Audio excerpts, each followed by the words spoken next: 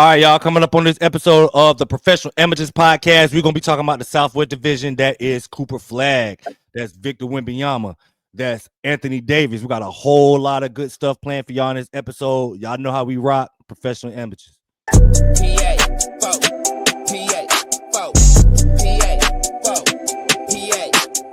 amateur, don't forget the professional.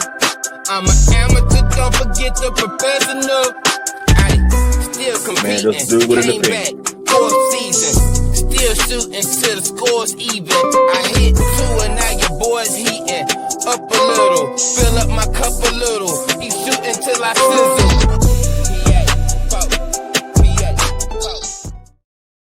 What's up, world? What's up? Welcome back to the Professional Amateurs Podcast. If you are a returner, welcome to the Professional Amateurs Podcast. If you are here for the first time, I'm your host, Jamal. I'm accompanied by my man, Courtney. Courtney, say what's up to the people. Hey, man, just a dude with an opinion. Hey, y'all seen in the intro, he forgot Zion, right? He don't even fuck with the nigga from the Brotherhood no more. Hey, listen, I'm gonna just go ahead and say that we had a previous conversation. If y'all been watching the show, y'all know like previous seasons, long episodes, 2-hour episodes, 2 hour 15, like somewhere around there. These episodes been a little bit shorter, but we kind of had a conversation like, yeah, this episode probably gonna be a little bit longer than the ones because I ain't forgot about Zion. I'm just going off the top of the head, and for the record, that is the very first time that I felt like I have stuck the intro. Like it didn't feel awkward to me. Like little fun fact to y'all, every time I do the intro, I don't never really know what I'm gonna say. This shit just come on the top of the head and I always feel awkward. Very first time I stuck the intro, and I was like, because this is the Brotherhood intro for sure. We're gonna be talking about our brother. I knew that coming in here. We're gonna be talking about some of my favorite Brotherhood guys, Zion included. And I got some shit to say about Zion, so don't worry about it when we get to him. But and by the way, like, comment, and subscribe, or whatever the rest of that shit my is. Boy. My boy got it from the beginning this time. Yeah, hey, man. Y'all go ahead and hit that like and subscribe button if you are already not subscribed to the Professional Amateurs Podcast channel. I mean, you know I was gonna get it, Courtney. Whether it was right now or gonna be in the last 5 minutes of the show, it was coming up. You're trying to cut the amateur part, so you need to start getting it at the beginning professional. You got to get better at it. You're right, bro. He ain't lying. Nah, he is not lying. That's the key. Yeah, so real quick, you know better, you do better. Shit. Before we get you ain't lying, G. Before we get into the Southwest, but I just sent some interesting stuff to the group chat, and it just kind of was like the stat line from because you know it's college basketball season's wrapping up. All these teams are playing preseason games. Depending on who your favorite team is, you might know who's playing who. It's some heavy hitting preseason matchups, bro. Like I love that college basketball is doing this now. Love it. Like in the past, like when I was growing up, there was no such thing as really preseason games. Like you might have one, and it would be like, for instance, like with my team, it was always against like HBCU or something like that. Like it was never like Metro Shaw, some old bullshit. Yeah, it was never like Duke. First preseason game is against Central Florida, and then that second preseason game is against Tennessee. Like it's some heavy hitting preseason matchups this year. Like BYU gets to play North Carolina. That's just one off the top. And I ain't even like looked at it. Okay, let me ask you this while we on that. Do you think some of that got to do in the NIL? Well, they like, look, since we paying y'all motherfuckers, we gotta generate some money off the gate to pay some of y'all motherfuckers. You think any of that got to do with it? Could be. Where they almost make it like, look, we tired of y'all. Since y'all want to make it a business, we're gonna make it a business from the jump. We're gonna get some of these games in. We're gonna because like I said, I looked at the tickets for the Duke UCF game, bro. There's no way in hell you should be charging $140, $150 for a single like ticket in a game that don't count. That's what I'm saying. Do you think that's gonna kill some of the? I don't want to kill the love of college basketball because you got a core fan base, but do you think that's gonna? No, that's not. No. Okay. You mean the matchups or the NIL thing? No, you're talking about like as far as what you're saying. Like now, a game that don't count, where you used to could take your family for $20 a ticket because, like you said, they would play some little bum locally, playing areas they wouldn't play in. Now they like, look, before we do them games, we got to go ahead and get a Tennessee on the thing. Florida or Florida State. You don't think that's gonna kill anything? No, realistically, if you're a fan, you're gonna be a fan regardless. You might complain about it, like I'm gonna complain. I'm gonna continue to look. I'm gonna continue to find a ticket. And I think it just said it was Monday. It's Tuesday. It's open tonight in NBA. That's when we play UCF. But I think I'm gonna continue to try to find a cheaper ticket if I can get one for like last year. I went to the first preseason game. that Cooper Flagg and them played, because that was big for me. Like, I gotta see him on the floor for the first time. I found a ticket for like $60. Like, you know, that was cool. Like, if I got something like that, $143, that was the cheapest seat that I saw probably like a couple of days. And I'm like, bro, I'm not paying that for a game that don't count. Like, they don't count. This game don't count. I'm not paying that. You know what I mean? So I'm gonna continue to check. I mean, like I was saying, if you're a fan, you're probably gonna complain about it. You know what I mean? But you're gonna continue to wait. It ain't like you're gonna turn your back on the sport or like your team. You know what I mean? But in regards to what we like Cooper Flagg, what I like, the thing that stuck out to me when Boz sent this message is, I'm gonna read the stat line. AJ DeBonza had 30 points, 7 rebounds, 3 assists, 3 steals, 10 for 19 from the free field goal. I think it was 8 for 8 from the free throw line, which I ended up finding that. I went through a lot, y'all, trying to find out who won. BYU lost this game to Nebraska. Now, I know it's preseason. You don't put a lot of stock into the results of the preseason. You know, because if I did, I would be ready to jump off a roof from what Miami is doing. Miami literally went 0 for Winfrey in the preseason. 0 for 6. Like, no lie. But you don't put too much stock in the win results. But I don't know. The fact that number 7 team in college basketball, which I think they're number 7 in the preseason, BYU, top 10 for sure. It just all depends because the coaches and the AP is a little bit different. Top 10 team in college basketball coming into the season lost a game to a team that was predicted to finish at the bottom, 14th in Nebraska in the Big Ten. And everybody brings up the fact that AJ had 30 points, but nobody brings up the fact that he lost a game, which is a big reason, which was one of the biggest, like, superlatives, so to speak, if that's what you want to call it, like good qualities in Cooper Flagg, is that he is a winner. The fact that that man can't beat the team that's picked to win 14, and I don't even know. I didn't watch the game. I don't know how the rotations went. I don't know if coach played the starters 5 minutes and sat out everybody. I know when I watched Duke play Lincoln last year, Shire ran. I mean, you're not going to run your offense fully, but Shire, the rotations was game rotations. Starters played starter minutes. Like, you know what I mean? Until it got out of hand and stuff like that. So I don't know how this one went. It could have been like, he could have treated this like a preseason game in the NBA. Like, I'm going to give my starters 15 minutes.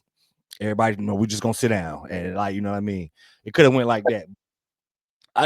Going into this season, I'm going to get your idea on the prospects. Real quick.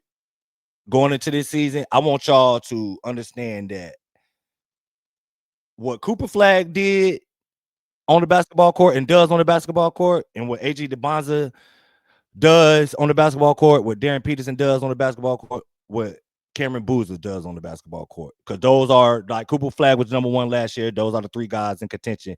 Michael Brown will be in contention for number 1 overall pick. You heard it here first. Probably not here first, because I heard a few guys saying that, but it's not a lot.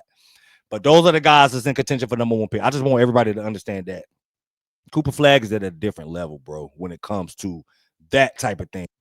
The way his game looks, Darren Peterson is going. If you a guy that's focusing on aesthetics, Darren Peterson is your guy. If you're a guy that's focused on, like, just raw sheer athleticism, AJ DeBonza is your guy. But if you are like one of those people that focus on literally all aspects of the game, and including, like, being the person that makes the plays to create winning basketball, I want y'all to understand that Cooper Flagg, AJ DeBonza is not a comparison when it comes to that type of stuff. And you gonna like I said, it's preseason. I don't want to put too much stock in it, but there's no way Cooper Flagg, knowing who he is as a player, knowing the type of bullseye that's on his back, is gonna let his team lose to a team that was picked to finish at the bottom end of their conference. So basically, what you're telling me is AJ is gonna be Ace Bailey this year. I called him RJ Barrett, but I like what you. But the Ace Bailey. But I'm talking about far as the prospect look, as far as exactly, he's gonna get his numbers. He's gonna have a couple of games of 40, 35, or whatever. And him and Robert Wright and the other kid got all this talent, but like the Ruckers, they not gonna matter at all this season. Is what you're saying? No, I'm not. It's not gonna be as bad as what Ace Bailey and as bad. But I'm saying, but the gist of saying, like, basically, he gonna be like Ace Bailey, where he gonna perform some nights. He gonna look like the best player in the country some nights, and then he got stretch where he gonna look. Now, I can say this. I know I'm gonna be the first one to say this. The pecking order, y'all, what it should be for number 1 pick is Cameron Boozer, Darren Peterson, AJ DeBonza. But for the masses, it's AJ DeBonza and then flip Darren Peterson, Cameron Boozer, depending on how you looking at it. You know what I mean? More people than not have AJ DeBonza as undoubtedly. Like I literally saw one, like in one of the posts, I literally saw Matt Barnes, who I know don't watch college basketball and like thoroughly. I know he don't say that this is the best player in the planet, hands down. He's gonna be hands down the number one player. I'm like best player, college basketball player in the country, hands down, number one pick. Like what? Best player in the country? Okay. And what's lost in all this is Cooper Flagg supposed to be a freshman this year. Cooper Flagg is supposed to be in this class with these guys, bro. Yeah, he's supposed to be a freshman this year. Listen, AJ DeBonza is really good. I'm not this might sound like I'm saying AJ DeBonza is overrated. I'm not saying overrated, so to speak. But I just want y'all to understand his levels. And he ain't, as far as number one picks, the number one pick ain't on the level of the number one pick from last year, and that's Cooper Flagg. It's levels to this, y'all. Cooper Flagg is here. The other guys are about right here. Like that's just what it is, bro. It's levels to this, and he is nowhere near that Cooper Flagg level when it comes to like a prospect impacting your NBA franchise. What it looks like on the court, we can argue that all day because AJ DeBonza's game it's aesthetically more pleasing than Cooper Flagg's. I get it. Not really, honestly, once you really break it down and watch Cooper, because Cooper got some shit to him. It's just Cooper's white, and we know this. That's why Cooper gonna get this shit. But let's move on to the division that Cooper is in. But I just wanted to get that out the way because I thought that was interesting that the whole world is in a frenzy about him scoring 30, but nobody wants to report that. Nobody gives a fuck. He won a loss. 30 in a loss to a team that it won't like upper echelon team that they played, bro. Like they played one of the bottom feeders of the Big Ten and lost. But all right, neither here nor there. Let's get to the Southwest, man. Got the graphic up, Court. This is how I finished last year. Now we're gonna get to the as far as like the order of the finish or the order of the division, how we think the division is gonna finish. We'll get to that at the end of this, but this is what it looked like last year. So let's start at the top. Houston. Excuse me, y'all. They added Kevin Durant, added some quality pieces, looking like they're going all in for the title. What say you about Houston, Court?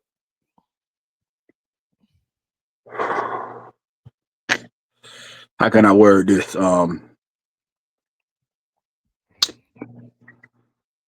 Is Kevin Durant a good enough player all around to be the best player on the championship team now? Yeah. We know he can get buckets. I'm talking about the rebounding, the guard, the busting your ass, carrying a team through a series. Can Kevin Durant do that now? Mentality wise, I'm only. You get what I'm asking? I get it. I get it. I understand exactly what you're asking. He's clearly a bucket. But is he an all-around basketball player to be the best player through 4 rounds to win a title? I think he got the tools still. He showed that before. Like Kevin Durant is one of them players that can give you what you need when you need it. Like what I was about to say is I'm only about 3 episodes in to Starting 5 season 2. That show is so addictive. I literally like started falling asleep last night when I didn't even know the shit had came out until y'all put it in the group chat. And I was like, oh, right. Yeah, I'm about to binge this shit because I binged the last season. Like I love that type of shit because you get an insight on the mentality and all like 3 episodes in, bro. Kevin Durant, it's 2 things that I picked up. Shai Gilgeous-Alexander is different. Like when the way he thinks, like nobody, he is like in a Kobe MJ class, like as far as the way he approaches shit and what motivates him and how he like get shit done. B is Kevin Durant is different in the sense of that he just fucking gets it.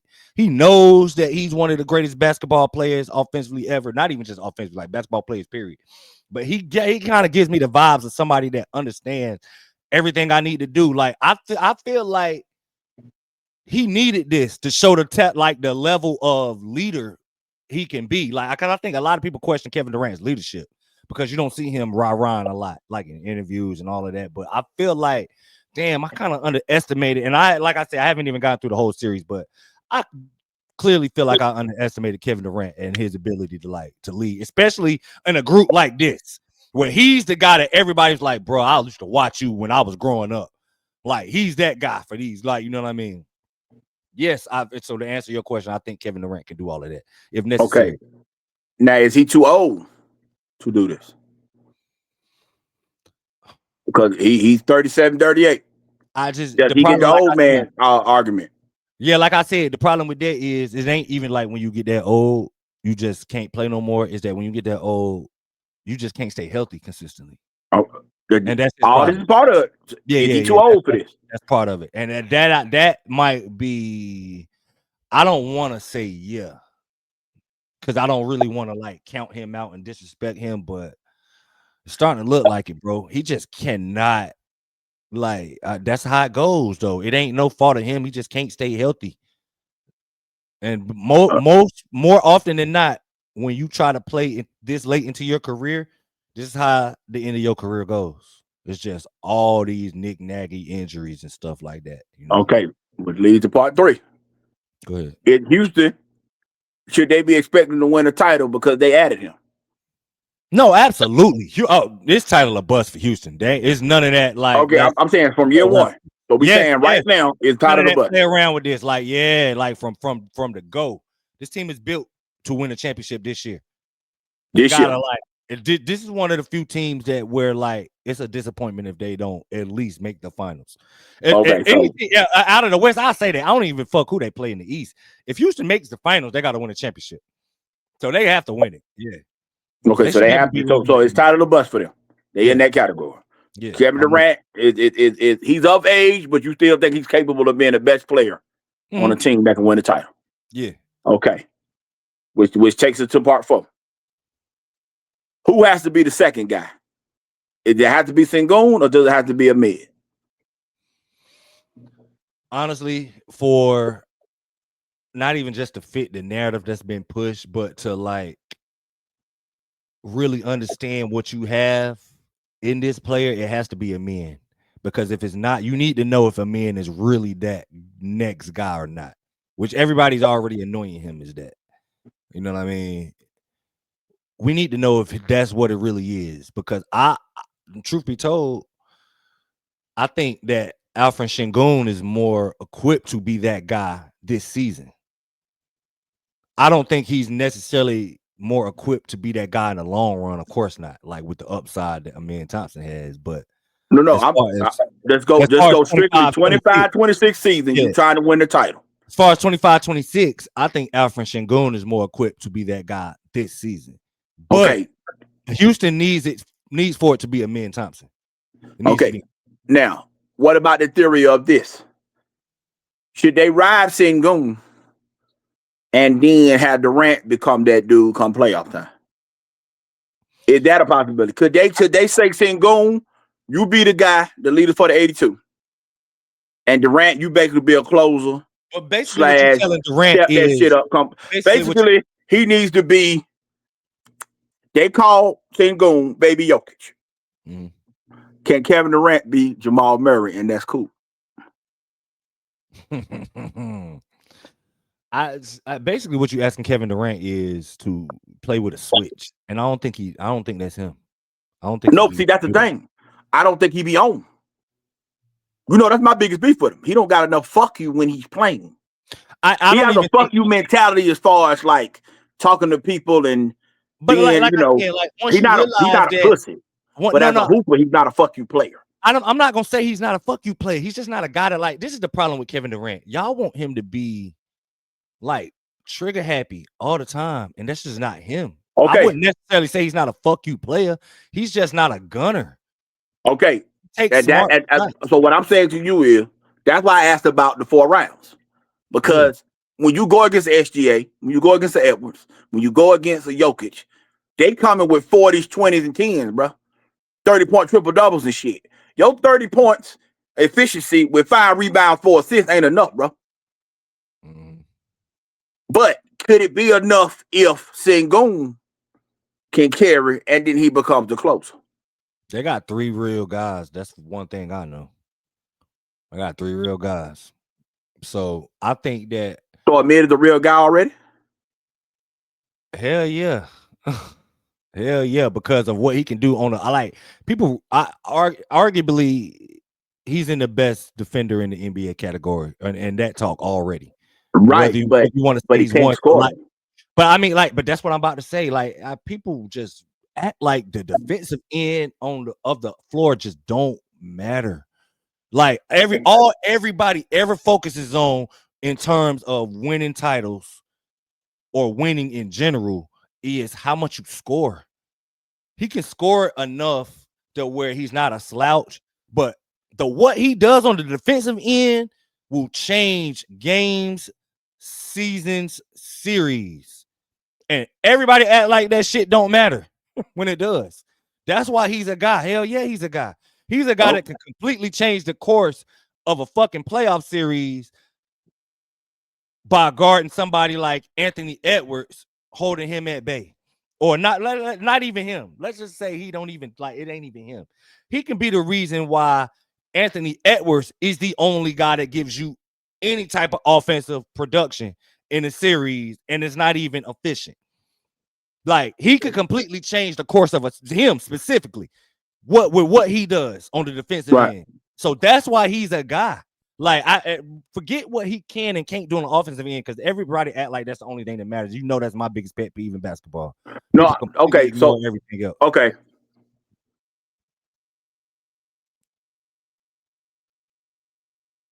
Outside of Reed, Shepard.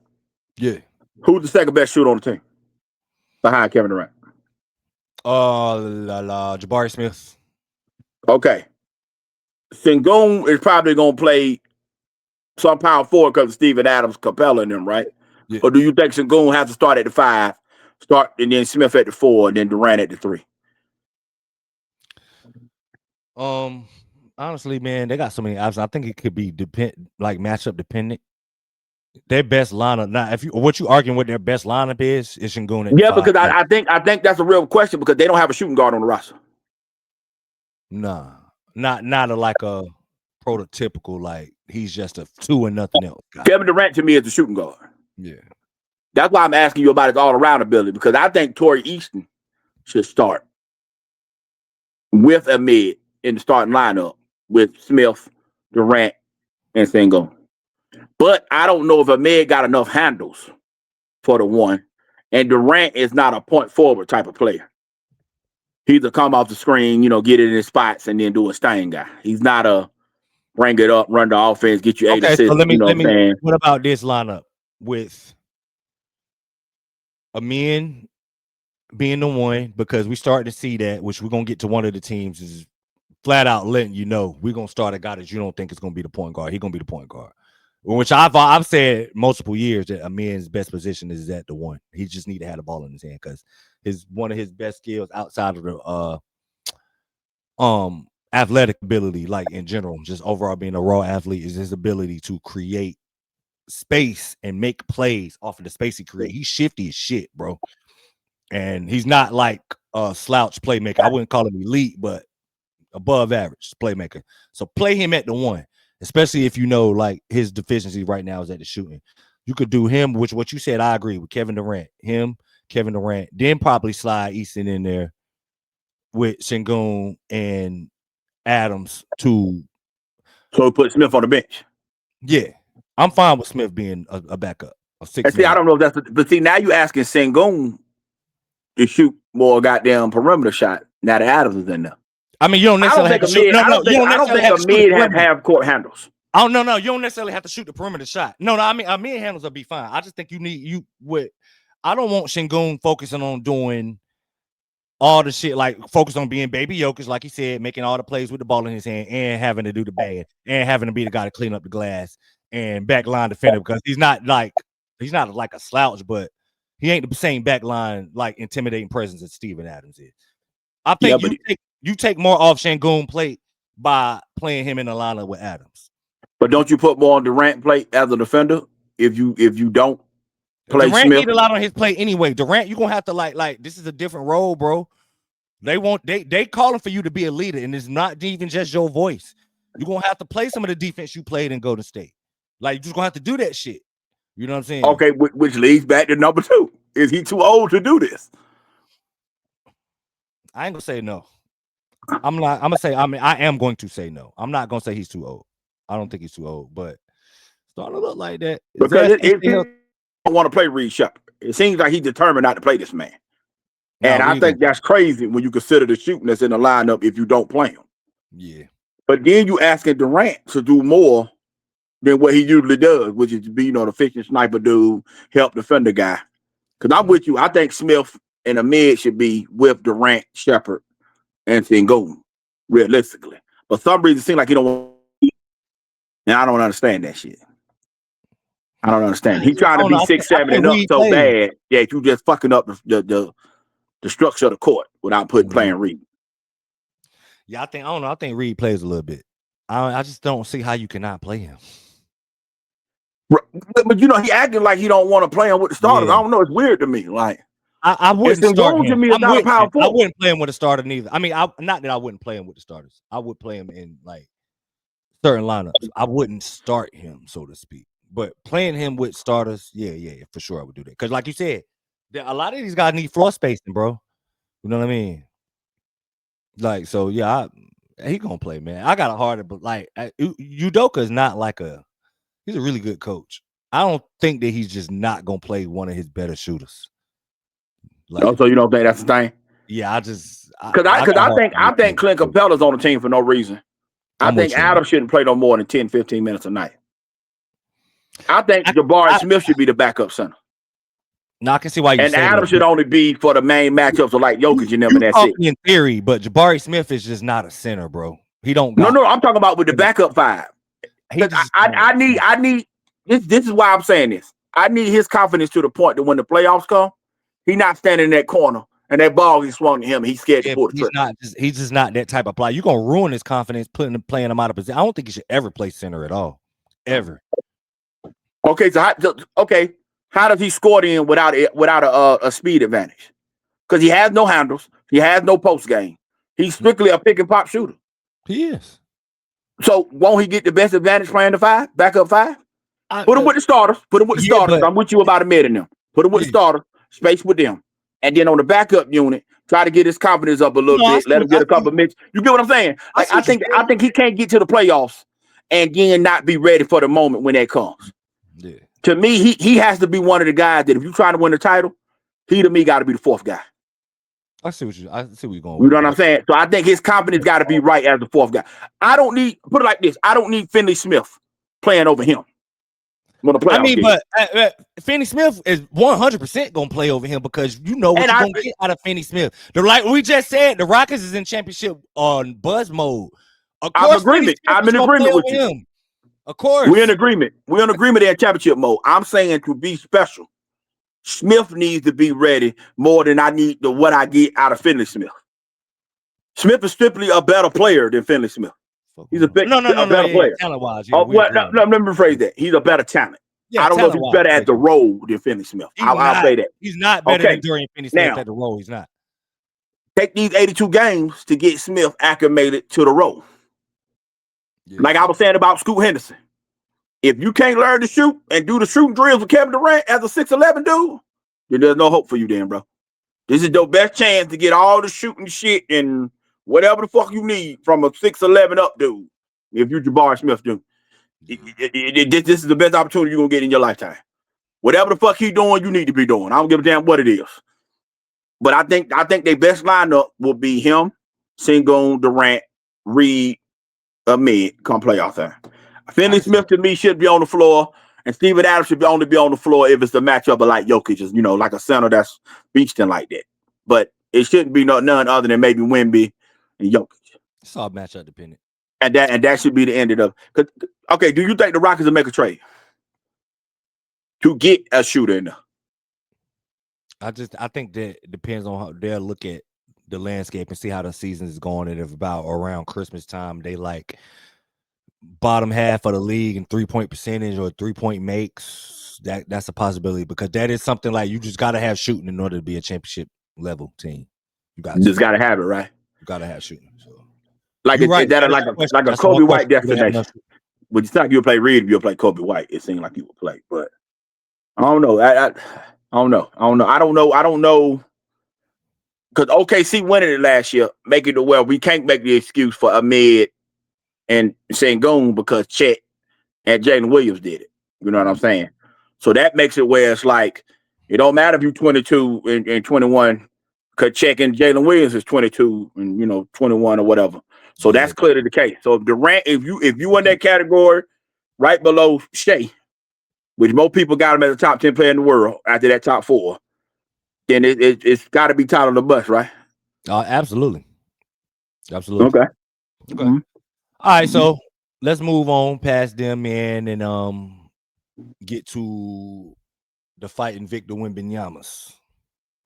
Now, my main thing is outside, because I try to look at less obvious things when it comes to these teams, like things around the margins, and I just want my main thing that I'm looking at in the Spurs is how that guard rotation works. I'm really interested to see how they play this guard rotation, bro, with Castle and Harper and Fox and also Vassell. It's 4 guys. Like I just want to see like how you shuffle in these, like what the rotation is with the backcourt. That's the main thing I want to see. What happens with Vic, that is what it is. But really, that's all I really want to see from the Spurs is how the backcourt rotation gets formulated. Like, what's up with that? What do you feel about San Antonio? Okay, let's stay on that backcourt. I ain't mad at the start. Vassell the best shooter on the team, right? Champagne? Him and Champagne? So should they be starting with Wemby? You would think that because you need more shooting to create space for Wemby. Vassell is what Vassell for sure. I think Vassell for sure got to start, which is why I said like I want to see it. Like Champagne, that's why we're starting here. That's what I'm saying. Because I'm in agreement. Now, should that coach be a punk and let Wemby play the 4 or make him stay at the 5? Because they went and got Luke Cornett. They went and got Luke Cornett and they went to sign somebody else. Should they keep Wemby at the 5, Harrison Barnes at the 4, Champagne at the 3, Vassell at the 2? Bring up that and give because Fox can't shoot it, but them 4 can. And then you pick and roll whatever high screen with him and Wemby at the top, and then you go from there. I see where you're going with it. Hold on, I'm gonna share my screen so because if they don't do that lineup, can they be special if they don't play 4 out with Fox? Special because the one skill Fox need to have is the one he don't want to do, which would be a point of attack defender. Because that was the case, you could just put Castle at that role, trade Fox, and get somebody who's willing to be a damn floor spacer for Wemby, and then can score when he needs to score. All right, so let's see. I get where you're going with that. This is the projected starting lineup. So with that, I just, how do you not start Castle, man? With what he can do, because like what you said, De'Aaron Fox don't want that point of attack shit. He just don't. Right, but he can't shoot. But neither one of them shoot good enough off the ball, though, right? Neither one of them do. No. And Vassell really needs to play the 2 and not the 3. I agree with you on that because he's small. So you saying start Champagne and Vassell? Yeah. Hey, you want to know what's kind of crazy? When I be playing with them on 2K, I start Champagne and Vassell for that specific reason. Yeah. And I bring Stephon Castle off the bench. I let Stephon Castle be my because Johnson and Sohan don't shoot it good enough. That's honest to God, I play. That's how I do it. I literally Johnson. They really don't. Johnson and Sohan. They really don't have enough shooting. They might. You got the same questions about them as we have. Would probably have for Houston, which in regard to their shooting. Right. But I think, but I trust Houston's ability to guard. Oh no, this team will be able to guard too, for sure. This team will be able to guard. I'm not worried about them being able to guard. I don't think Fox is in that mix. See, Fox to me is one of them players where you like, man, he only 28, 20, 27, 28. But he's a losing vet in the NBA. No, he's true. A loser in the NBA world as a vet. He's the only guy in the rotation that is not that I wouldn't consider a plus defender. Him and maybe Champagne. But he's the best athlete on the team other than Victor. He had no excuse not to be. Damn, Lon Castle, the best athlete on the team other than Victor. And Keldon Johnson is in that. Matter of fact, so bro, this team is full of athletes. They are full of them. But you talking speed, quickness, ability to jump, wingspan. I think it's Fox. An argument for Castle. It's an argument for Castle. I'm not saying it ain't one, but it's Fox. Fox is a losing vet. Is Fox even the right vet for this situation? For this one, nah, Fox don't fit on this team at all. He don't fit on this team, but his wife from San Antonio and woo, and I want to make my baby happy and also play with a unicorn that can get blamed, and you ain't gonna blame me when shit go wrong. I get it, but yeah, I don't think Fox actually fit with this roster. They would actually be better starting Dylan Harper at the one because he's a better shooter than De'Aaron Fox. Well, I said to have a better ceiling as a shooter. Yeah. Theoretically, I don't know what he's going to be. Right. I mean, I get where you're going with it, but I'm saying, but Wemby, now that he's considered top 5, they can't let him grow with Copper now, right? Why can't he? Because Wemby that good that he's called top 5 by the experts. Yeah, so because the top 5 player can't go 34 and 48, right? They got to be in the playoffs for sure. Okay, questions need to get asked about Wembanyama. They got to be. I'm not even play in. They need to be a lock. I got to be a lock. So let's say Wemby plays 70 games. He's not gonna play 82. What should be their record in the 70 games he play? No, I'm bad at math, but if he plays 35 is halfway. Should he at least be able to do that? They should win 45 games. So they should go 45 and 25 in the 70 games he play. Yeah. So 20 games over 500 when he playing. You think that this roster that good enough to do that? Bare minimum. Potentially, yeah, because this is one of them rosters that you ain't, man, if everything ain't lined up, you ain't ready to play. This ain't one of them teams that you just want to play on some humbug because you ain't gonna be able to score shit.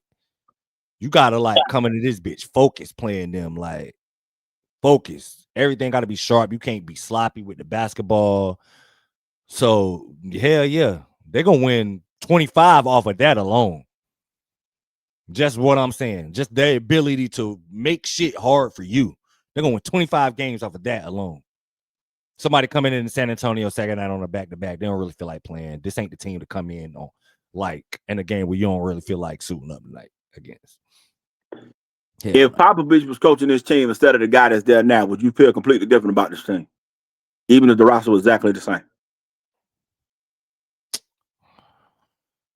Human nature says, yeah, you're going to naturally look at the Hall of Fame coaches, somebody that can take them over the edge. So I probably would have higher expectations for them. Because remember, coming into last season, I had them as a playoff lock. But I didn't know the shit was going to happen to Popovich and all of that. I had him as a playoff lock last year. And that he played a part in that, yeah. So, yeah, you would feel different. At least I would, honestly. Okay. Last one on Fox. How many sidekicks in the West is he better than? Never thought about it. Because if Wemby's top 5 in the world, and the top 4 is Jokic, SGA, Greek, and Luka, then that means he has to be the 4th best player in the conference. You thinking about this shit too hard, man. No. Listen. You talking about Wemby? No, I'm saying Wemby has got to be the 4th best player in the conference. Okay, yeah. Okay, no, okay. Yeah. So now, knowing that, and they got to make the playoffs, Fox has to be better than the next guy because their third guy ain't special. Because if Austin Reeves ain't shit, then what the hell is Vassell or Sapphire Castle? You see what I'm saying? So how many second sidekicks is Fox better than in the West? As far as the playoff team, I've started for you. Is he better than either one on OKC? No, he's the last one as far as playoff team. Okay, he's not better than Braun. Is he better than either one of the two on Houston? Nope. Who's the sidekick on Memphis? Is it Triple J or is it Morant? Because that was the first team that came to my mind. I was like, nah, he ain't as good as Triple J. Triple J is better. Okay, he's not good as Triple J? Okay. Clippers, is he better than Hart? Or is Kawhi the sidekick? Nah. Okay, he's not better than them. Okay. Dallas. Nope. No Kyrie Irving. So is Flagg second best player on the team already? He ain't better than him neither. So you got Fox. So you think Flagg better than Fox already without the NBA game? Theoretically, you're gonna take Fox. Okay, we got you're gonna take Fox, but I mean, like theoretically, like you would say, the guy that has NBA experience is be better. But if you ask me right now, you going into the playoffs, who would you rather have on your roster, Cooper Flagg or De'Aaron Fox? I'm not taking De'Aaron Fox over Cooper Flagg. Okay, he ain't better than Jimmy Butler, right? No. So that's the Warriors. He better than Jalen Green. Is he better than Trey Murphy III? But honestly, bro, before you said that, the Pelicans came to my mind. He might be over the Pelicans' second best player. He is better than Trey Murphy. Is Trey Murphy considered the Pelicans' second best player? Oh yeah, hell yeah. He better than Murray and he better than Poole. Hell yeah. Fuck yeah. Yeah. Fuck yeah. So now, with us knowing this, is he better than Jrue Holiday, Fox? If you was going through this season, trying to win. I give him over Jrue Holiday. Okay, so you got him on Portland. So basically, he ain't better than none of the top teams' sidekicks in the Western Conference. No, I say he would be last as far as like playoff teams. But shit, we named about 10 teams. Yeah, if Spurs might not be a playing team then. That's what I'm saying. If I'm saying that, I'm speaking in terms of like I just said the Spurs got to be a playoff lock. So if that's the case, he's the last second best player as far as like playoff teams. He's last on that list. That's why, you know what I mean. I'm speaking in terms of teams that's got to be in the playoffs or like that. I'm like locked. So he has to be in that. Yeah, he's last as far in terms of the playoff teams. But I mean, if Victor Wembanyama is good as everybody's saying, do it really matter? Hell yeah, it matter. Hell yeah. You see the rest of their roster? Hell yeah, it matter. Because honestly, they got a player that can. He's the only player in the league outside of Giannis who's capable of winning Depoy and MVP realistically in the same season. Right. But he has to win 40, 47, 48 games. So I mean, that's why I said, like, if Victor Wembanyama, if Wemby is as good as the world saying, if he's here now, I'm with you. Experts calling him top 5, top 10 in the world. Y'all saying he here already? He here now. So if he's here now, do it really matter if De'Aaron Fox is the okay? Me and you had an argument about prime and all this bullshit, this, that, and the third. Yeah. Now that they got him top 5 in the world, is the clock on? Oh yeah, the clock is on. Or we can't say shit about it until he turns 27. Nah, the clock. It still stands, but like because I don't get off of that. Your age is your age because he not even his brain even fully developed yet, bro. Like I hear all that. They said he's top 5 in the world. Does the clock starts now, or do we gotta wait till he's 27? No, the clock is on, but it's not like one of them things like, hey, look, bro, time is running out. You need to get it together. Like the clock started, but the clock is not an issue right now. Because realistically, even though I'm saying that they should be a playoff lock, I don't expect the Spurs to make it. Second round is a marvelous season for them, bro. If they win around. No, making the playoffs is a marvelous season for them. We're in agreement now. What I'm saying is, if they go 34-48, do we got the right to be like, motherfucker, you ain't it, bitch? No. Yeah, if it's something like that, and he plays, but like this is a whole different. If he don't play, can we still say it? Because that's part of being a star. Being a night in, night out. I was about to say this. This is the part of Victor Wembanyama that we getting ready to find out if we're gonna have to start discussing. Is are you Yao Ming, bro? Are you that? Are you Joel Embiid? Are you Greg Oden? I don't think the motherfucker body type lends to a long, healthy career. I hope I'm wrong about this. And he's been a pro since what, 14? Yeah. So ain't it time? Because he's been a pro for 8 years now, right? I'm just saying, like, yeah. So they said overseas teach the game better than America, right? I mean, that's what they tell us, right? Yeah, but it's a different ball game. I don't give a fuck what they say. It's a different ball game when you playing. You don't give a fuck what they say. I'm going about what the experts tell us. The experts say the fundamentals over there is top notch, and he here now. Yeah, they talking about from a skill standpoint, which I agree with that. Like the skill level overseas, like they teach it early, and it's a different like bigs learn shit with the guards, but playing your skill level is not the same as like the level of play. You can be a high skill level, but still not be equipped to play in the NBA. You can be a high skill guy. We see those guys all the time. Okay, so so in the third year, after being 10 years of high level skill play. Mm-hmm. So it's fair to criticize him, even though he's 21, 22. You can criticize him all you want, but you just got. No, I'm talking about. Is it fair to be like motherfucker? You're failing, bitch. That's what I'm talking about. I'm talking about that real criticism that comes with being a superstar. It's all honestly, man. We can't talk about him the same way we do LaMelo Ball or something, or Scotty Barnes. He's in a different conversation when you talk about top five. Yeah. Honestly, he's entering the like now that he's like everybody viewing him as a top 5 guy. It's you, like I said, the clock is on. You know what I mean? But I think you can still criticize him with tempered expectations, because even though a lot, like, you got to remember, a lot of this shit is projection, bro. Especially with Victor Wembanyama, we are all projecting. We all see what he can do, and everybody's mind is automatically fast forward 10 years from now. That's why. No, me and you, but see, this is the problem I have. Once the experts say it, I don't give a damn what we say. They say we don't know shit. That's what they tell us. Yeah, I'm an NBA player. I be around the game. I cover the game. This is what they tell us. Let it go. This ain't my thought process. Let it go, Courtney. You got no. I can't let it go because they can't build him up. They can't build him up and then act like we tripping when he fails. Y'all put this motherfucker here. We didn't put him there. When we open up the magazine, when we pay this $30 a month, just in the third for the insiders and all this in the third, and y'all put him top 5. And then the Spurs ain't shit. Y'all then can't turn around and then tell me the Spurs ain't shit. When y'all put the motherfucker there. Y'all put him there. We didn't put the motherfucker there. No, I'm with y'all had plenty of other options to put there besides him. So, you had plenty of options. And I know you can avoid a number 1 pick because Banchero don't get this shit. And other motherfuckers that went number 1 don't get this shit. Zion was ranked number 63 by y'all motherfuckers. So clearly y'all can go past a damn number 1 pick if you need to. Yeah, it's all projection. In order not to quote unquote crown him too early. All I'm saying is when he fails, because I don't think they're gonna make the play. I just hope they give him the same treatment they supposed to give a top 5 player when he does. When he does.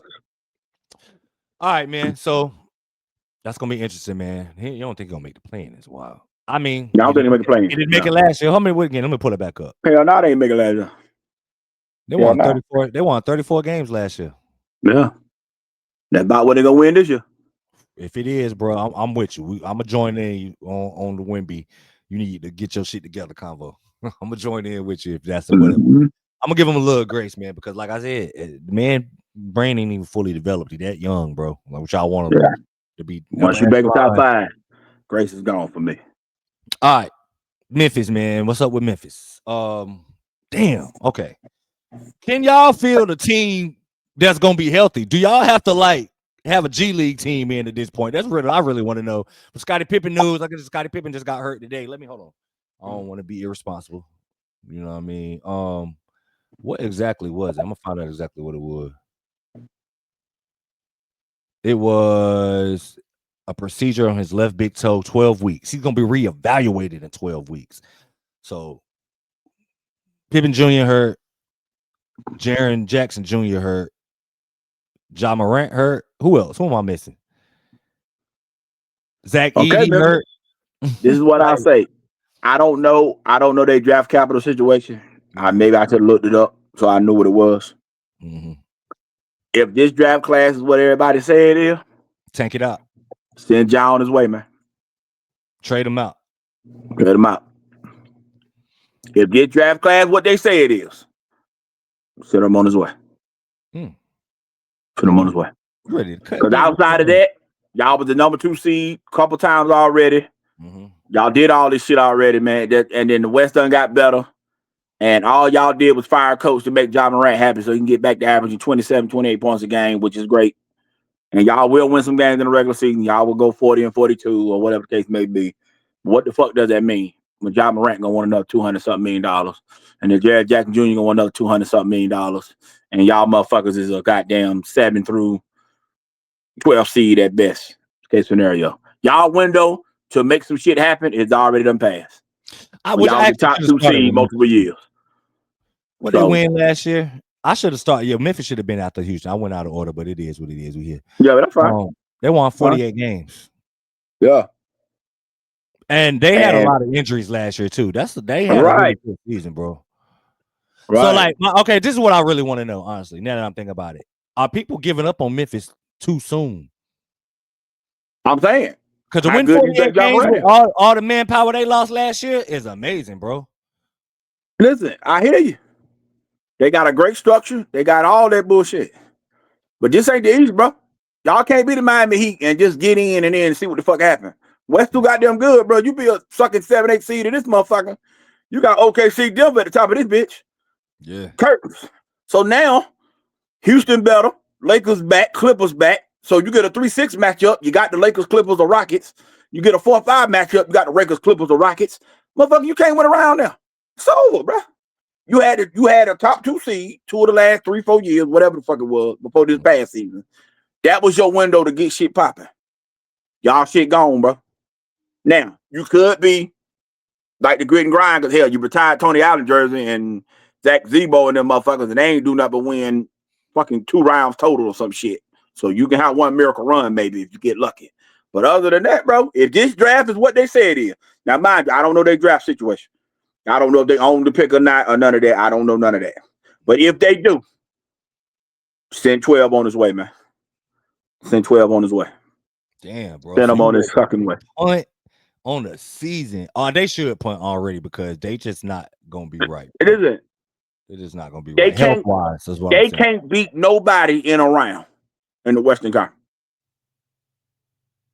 If everybody's healthy. If everybody right, they can't beat nobody in a round. If everybody is right, if they roster, let's pull their roster up real quick. Hold on. They can't beat nobody in the round. I'm gonna pull their depth chart up just so we can get an idea of what they're working with. Because I don't know. I never really thought about that. But if they healthy, like they're a different team, bro. Listen, they gonna be competitive, all that shit. I ain't no bitch or none of that shit. But Jared Jackson Jr., when it come playoffs, he ain't it, bro. No, you know how I feel about Jared Jackson Jr. And Zach Edey, you ain't at Purdue no more, bro. You ain't finna dominate with no 30 and 10. Now he's a serviceable big as hell, bro. Like but he can't dominate in the NBA though. All that's dead, bro. Everybody don't need to be dominant. He just needs to be what he is. Maul, we talking about being successful in the playoffs. Yeah. Somebody got to become something, bro. They don't look at that shit, bro. Somebody got to become something. That's not it, bro. They can't beat nobody with that shit, bro. You didn't realize how bad it was. You just looked at that shit. You didn't know. Yeah, it was okay. It was Ty Jerome who was hurt. It wasn't Jaren Jackson. My fault. But I just, bro, it's a wrap for this shit, bro. It's a wrap for this shit, man. That's the worst wing combination in the league out of the playoff team. Caldwell Pope and Jalen Wells, and they play hard and all that shit. They play hard. They're competitive. They ain't no bitches or none of that. Nah. But they like when Mo Harkless and what's his name, Aminu, they played for Portland. Oh, when Dame had them, they the same type of shit. Yeah. Through the regular season, we're gonna be competitive. We're gonna play hard. We're gonna make the playoffs, and then when the playoffs get here, fuck both of them niggas. Get 12, and 12 gonna be on the goddamn island and gonna lose to everybody. The Clippers, maybe? You think they could beat the Clippers? They can't beat the Clippers. No. You just look at that roster, bro. They can't beat Harden, Bill, Chris Paul, Bogdanovich, Kawhi, Derrick Jones Jr., John Collins, Brook Lopez. I'm trying to think in the line of the fact that everything is not gonna be like everybody not gonna be playing. Maul, look at this shit, bro. Yeah, look at this shit, bro. Okay, let's see. If Edie healthy, Triple J healthy. The Triple J, I probably need to be a center, but it rebounds worse than us. KCP, they're gonna be like the Spurs, bro. It's gonna be one of them teams that it's just gonna be hard to score on, bro. Cedric Coward can guard. Okay, but can they score? Look at this roster. Can they score? Ja can score it, bro. What like? Okay, give Ja 28. Give it to him.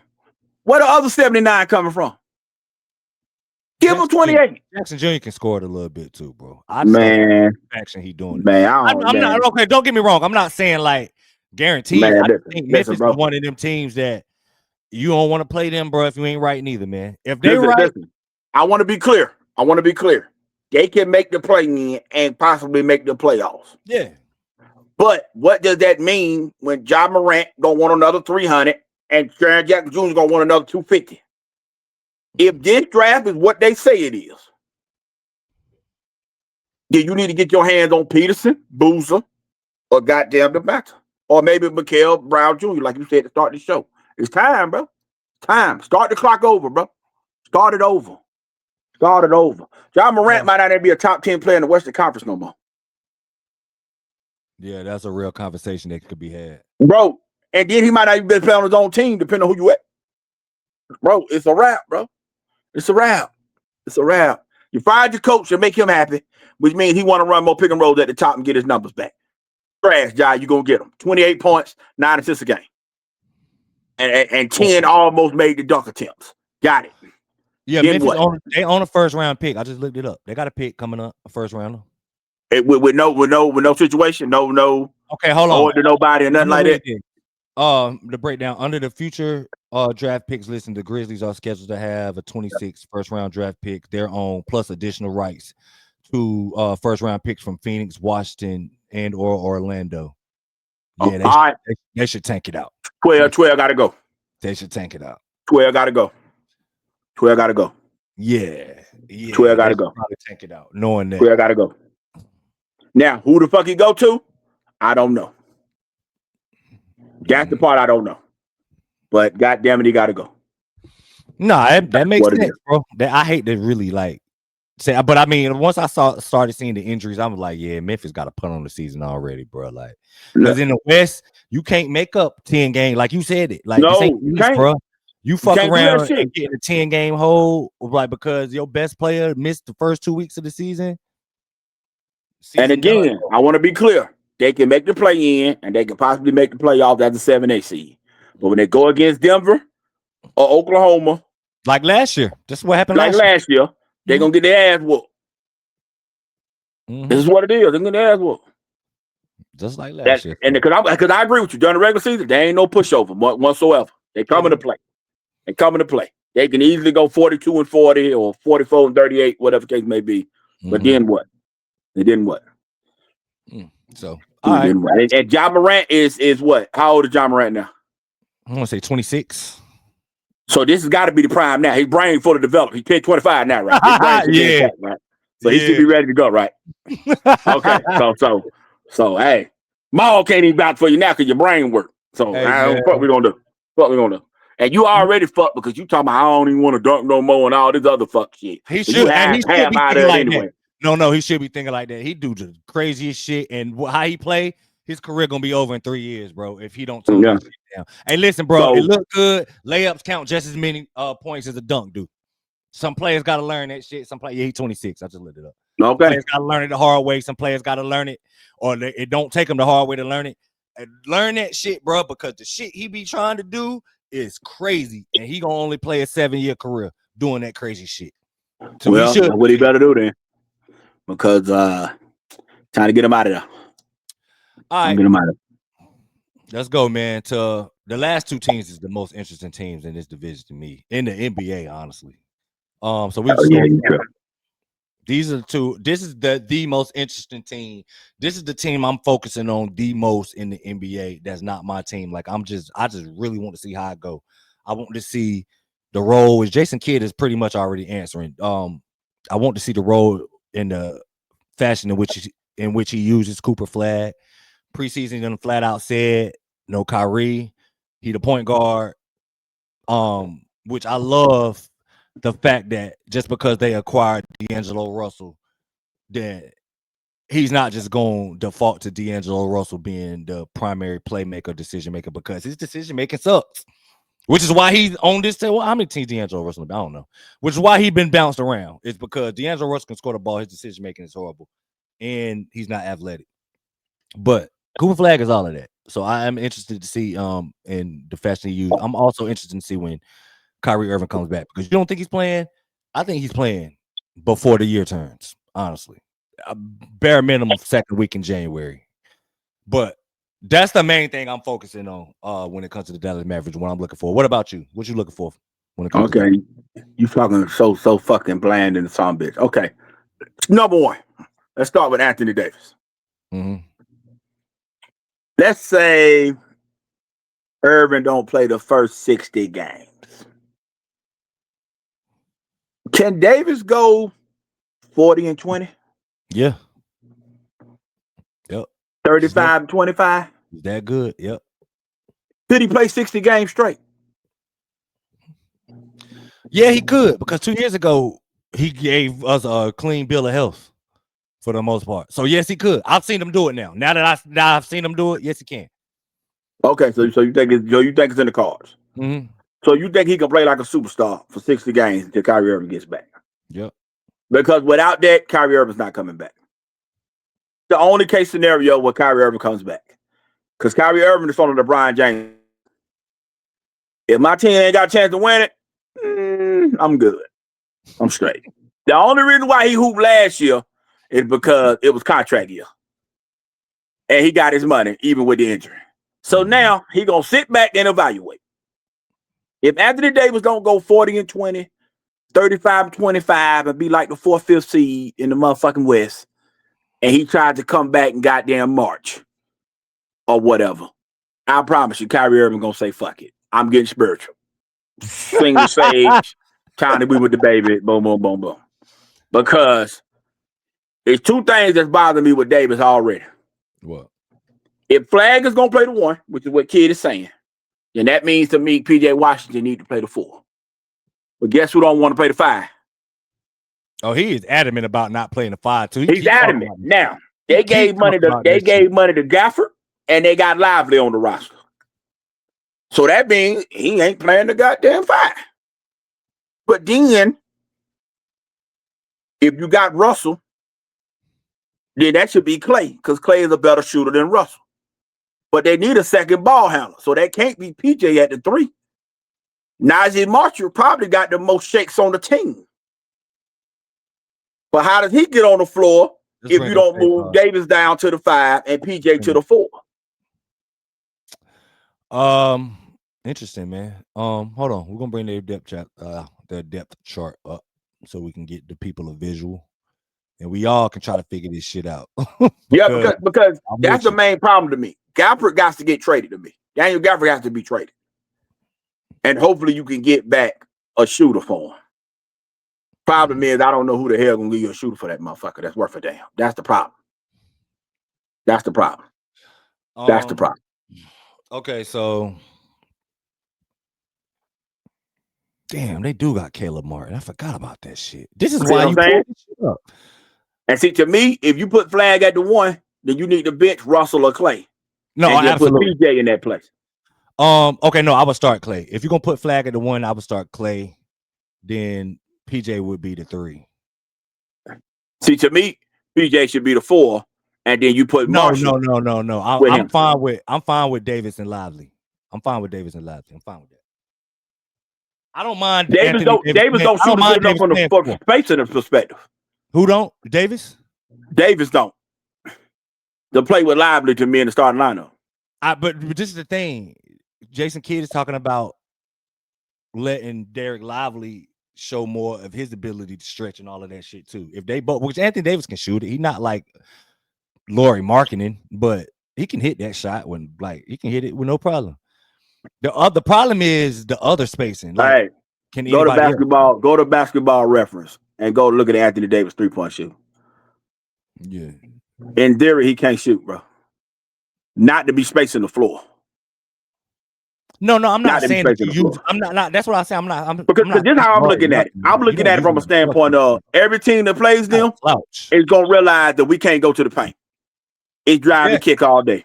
We're in agreement there. Yeah. But I'm saying if the other team making 23 and you only making 6, and Clay got 5 of them 6, why are you talking like 23s is just a normal occurrence? That shit is in this NBA is damn near is 20 in a game. No, it's not. Not literally 20, but about 14 to 17. Yeah, 20 is like, boy, hell no, that shit don't happen often, bro. These teams are shooting them hoes, bro. They shoot them, but you ain't no team hitting 23s on like that. Shit rarely happens, bro. That shit don't happen often. With the open looks they gonna get with these handicapped motherfuckers in that backcourt. Shit. Hey, listen, bro. This is the slowest backcourt in the league right here. Okay, if Cooper is playing the 1, Clay ain't the same defender, but Clay's still 6'8" and lengthy. PJ, but he can't move. The 1, huh? You saying? But Clay? He can't move. No. That's what he. Yeah, That's Clay why can't move no more. Defender. That's what I say. He ain't the same. Yeah, defender. he can't move no more. It ain't like you going like. It's not like all right. Clay would be the guy you pick on. In the lineup. Clay and Russell. Yes. Yeah. But Russell not starting though. Russell not gonna start. Listen, you're not picking I'm on going by what you pulled up, nigga. Listen. I'm just going by what you pulled up. No. So now, if you move Davis. So if you move Davis over, and then PJ, I just don't. Yeah, PJ should be the 3. I don't see enough ball handling. I don't see enough shooting. No, PJ. All this could be fixed. All this could be fixed if that fucker with the eyebrow go down one spot. All could be fixed. Yeah, PJ would be fine, man. PJ fine. It all could be fixed, bro. Because then, okay, let's say you move PJ down to the 4 and to the 5. Who you moving to the 3? Klay Thompson? Yes. Why? And then I would start Najee Marshall with Cooper Flagg. That's the most important like wing position in the league. You can't put a non-athlete at your 3 now. You just can't. Who? Talking about Klay? Yes, Klay ain't No. Klay would guard the 2, and Marshall would guard the point of attack, and Cooper would guard whoever's at the 3. I see what you're saying, but you get what I'm saying? Because you need Klay shooting. No, I wouldn't do that shit at all. Fuck that. Bro, somebody got to guard the point of attack. Cooper Flagg can guard the point of attack. I don't want Cooper Flagg handling the ball and guarding the point of attack in his rookie season. I'm not putting all that on him. Hey, listen, bro. I'm not doing that shit. Listen, I'm not doing it. I'm not going to make him for a reason. This is part of what he does. I'm not going to make him the great white hope. I'm not going to make him the great white hope and then not make Anthony Davis be a superstar at the 5 because his bitch ass crying. Yeah, if you want to win, it starts with Davis going to the 5. And then I ask Cooper to do whatever. I'm not about to break Cooper body down because your punk ass don't want to go down a position. Fuck no. I'm not going to ask that boy to go against the best point guards in the world and then guard these motherfuckers because your bitch ass don't want to goddamn be the back line of defense. Nah, we ain't doing that. Well, I'll wait till you get crippled and move Flagg to the 4. He's not a better backline defender than Derek Lively. Why the fuck would you want him to beat Anthony Davis? You're a damn Lively now. Bro. You're a damn Lively now. As far as an overall defender, that argument, I get you with that. Because even though Lively can move in space. Lively can't move. I don't want that like Lively or Slouch. Anthony Davis move a little bit. Lively should play. Lively should play. I'm not that. As far as backline defense, he's not a better backline defender than Derek Lively, bro. They have the better backline. They have the better option as their backline defender. In Derek Lively. Anthony Davis is probably a better overall defender than Derek Lively. He's not a better backline defender than him. So you putting your team at a disadvantage by sitting down one of the best backline defenders in the NBA. Just because if I'm Dallas, I would trade Anthony Davis. Man, what I'm Dallas? What's wrong with you, man? Listen, bro. Listen, I don't think Kyrie Irving playing. If I'm Dallas, he gone. RB on Kyrie Irving? I'm saying. How many games? I said he coming back second week in January. So you say he gonna play over 30 games? Yes. All right, steak nuggets on you. All right, got it. We'll take that. I'll take that all day. I'll take it all day. Take it all day. Take it all day. Take it all fucking day. I don't think he's playing at all. No. Hey, man, listen, bro. What you saying makes sense as far as like his mentality, but that's some like that we speculating and we trying to like not we trying to create something, but like you pretty much like fishing for some shit. One thing I know, and you kind of brought this shit up with the Jason Tatum shit, like Kyrie not showing y'all his rehab and all of this shit, and him coming off both legs, no brace, and none of this shit. He's not showing you this shit for no reason, bro. He's showing this shit to let you know I'm planning on playing.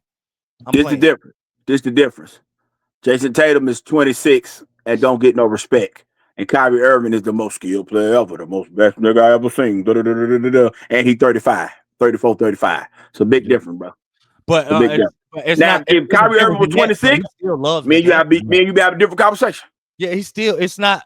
I get what you're saying, but I think you're looking at and he got his money. Yeah, but like at the end of the day, he's still a guy that loves basketball. And what you doing, if you love basketball, you trying to get out there as soon as possible, bro. Listen, I'm not saying he don't take rehab seriously. Like, I'm not like everybody not overly business minded. Some people is just like, even though this is a business at this level, at the essence or at the end of the day, some people all that matters to them is just like the game, bro. I just want to be able to play the game. If we were talking about some people, I might listen to you. We talking about Kyrie Irving. I watch this man say fuck the Nets and all that shit because he not doing this, that, and the third, and yada yada.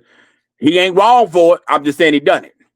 He a different breed of dude, bro. That net situation, that won't him just like that was him taking a stance for his beliefs. That won't him like, oh no.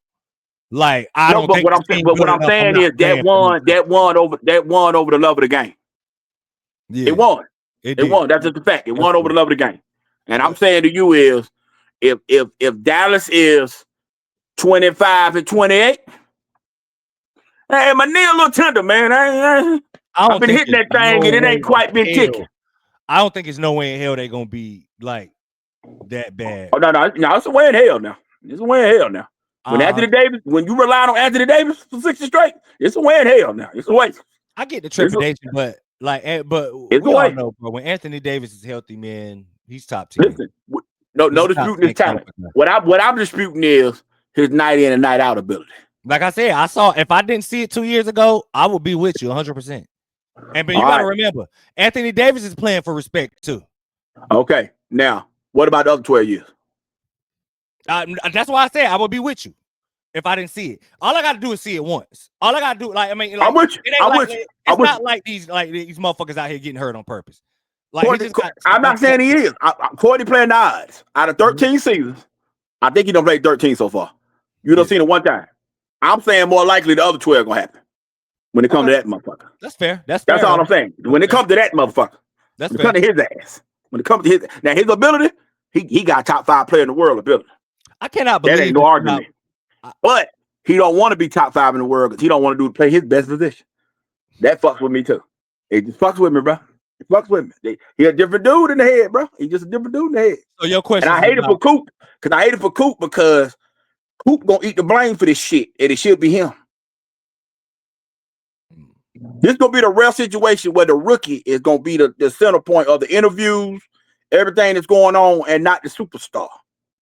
That's why Davis is gonna get a pass like he did playing for LeBron. When shit don't go well, we just gonna go talk to LeBron. All this shit gonna fall on Coop, and it ain't gonna be fair to Coop. It's not gonna be fair, bro. They asking Cooper to do some shit they never seen. I'm 42 years old. Larry Bird was laying on his back, man, when I was 9 years old. Y'all have never seen a white American player top 5, top 10 in the world. Kevin Love might have had the best chance in our lifetime. Y'all have never seen this. We asking this motherfucker to be a unicorn at some point during our lives. We have never seen this shit. We have never seen it. We've never seen a white American player win the motherfucking MVP. None of that bullshit. It ain't happened. Nash and all the motherfuckers foreigners and shit. They asking this man to do some miracle shit, bro. They asking this boy to do some miracle shit, and it ain't fair to this motherfucker, bro. It ain't, bro.